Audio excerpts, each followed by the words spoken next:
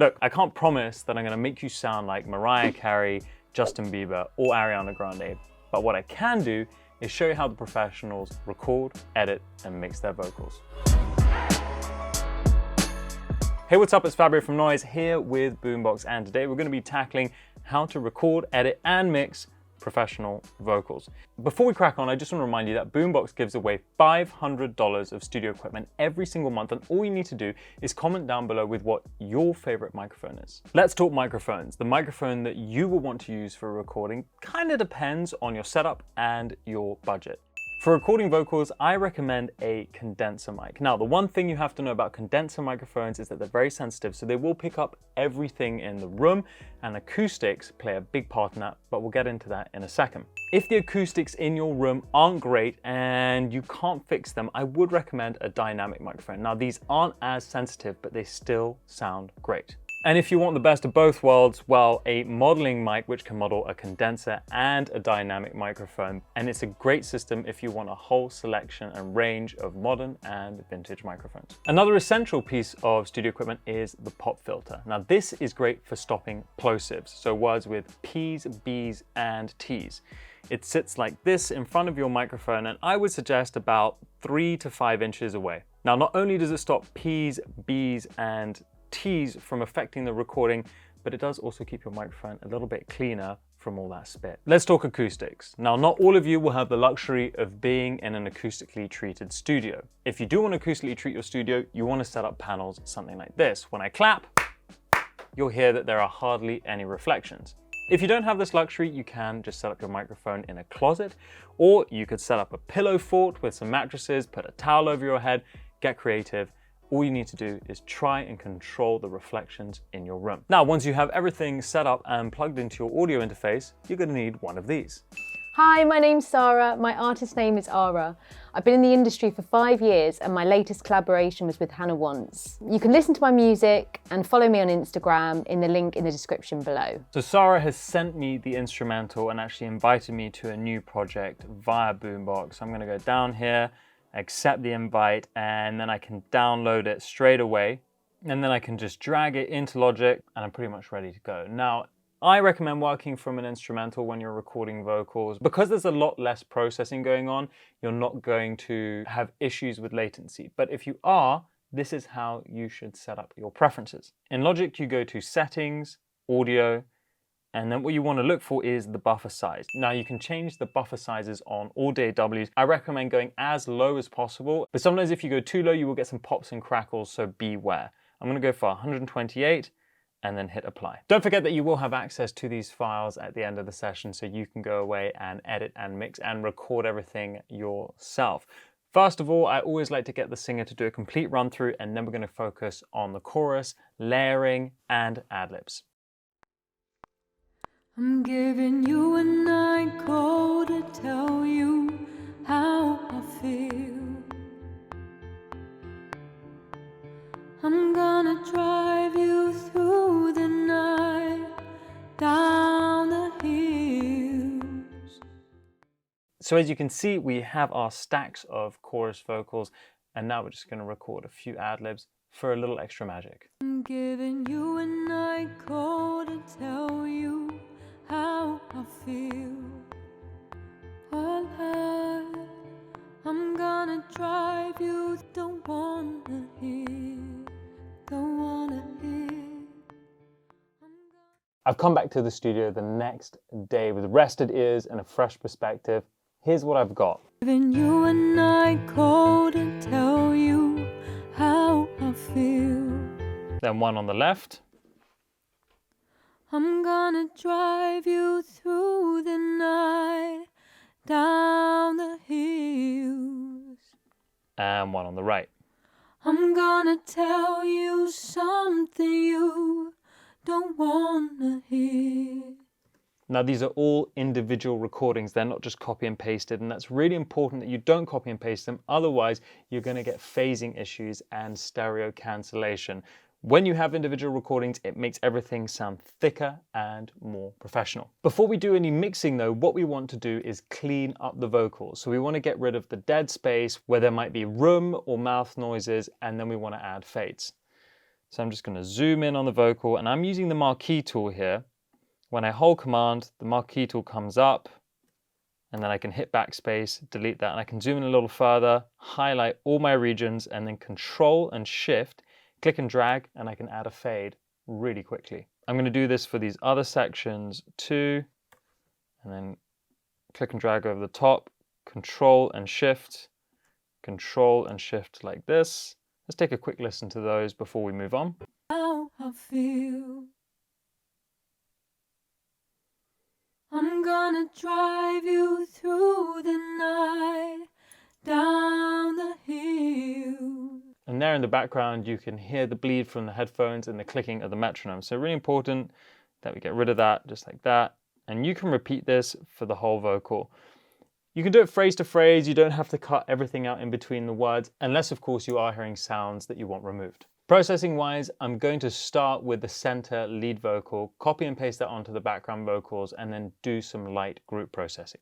So to start with, we have some light auto tune. This is the Slate Meta tune. You can use any auto tune you want.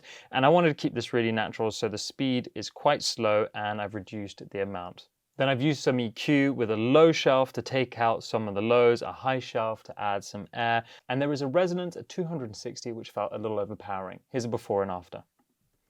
I'm giving you a night call to tell you how I feel. I'm giving you a night call to tell you how I feel. Then I'm using some compression to smoothen out the dynamics. So the first half of this phrase is quite loud and the end of it is quite quiet, which is quite normal because singers tend to start off quite powerful, and as they run out of energy or they become more intimate, they lose a bit of that volume. And compressors help us control the louder parts of the volume, and then we increase the overall volume and those quieter parts become lifted. I'm giving you a night call to tell you how I feel. I'm giving you a night call to tell you how I feel. Now, the attack and release times are very dependent on the kind of vocal that you're dealing with, but don't forget that you do have access to this project, so you can go ahead and practice yourself. Now, the compressor settings are very vocal dependent. I like to go for a fast attack, medium release, medium ratio of 4.1:1, and then I dial in the threshold until it feels about right. You will have access to all these stems dry and with the project from Logic as well if you want to practice at home. So don't forget, the link is in the description below for you to be able to download it. So as you can see, I've copy and pasted those settings to the left and right channel, and let's take a listen to them all together. I'm giving you a night call to tell you how I feel. I've grouped all the vocals together so I can process them together and add effects. But first and foremost, when you bring a bunch of vocals together, sometimes more problems or more frequencies double up on each other and you need to control them. So I added this EQ with a little dip at 300 and a little dip at 4000 just to control those resonances that seem to build up. I'm giving you a night call to tell you how I feel. I'm gonna drive you through the night, down the hill. There was also some sibilance building up, which is the S's that come through in vocals. And so I added a de-esser, this is just the stock de-esser from Logic, to compress and reduce the volume of those S's. I'm gonna tell you something you don't wanna hear.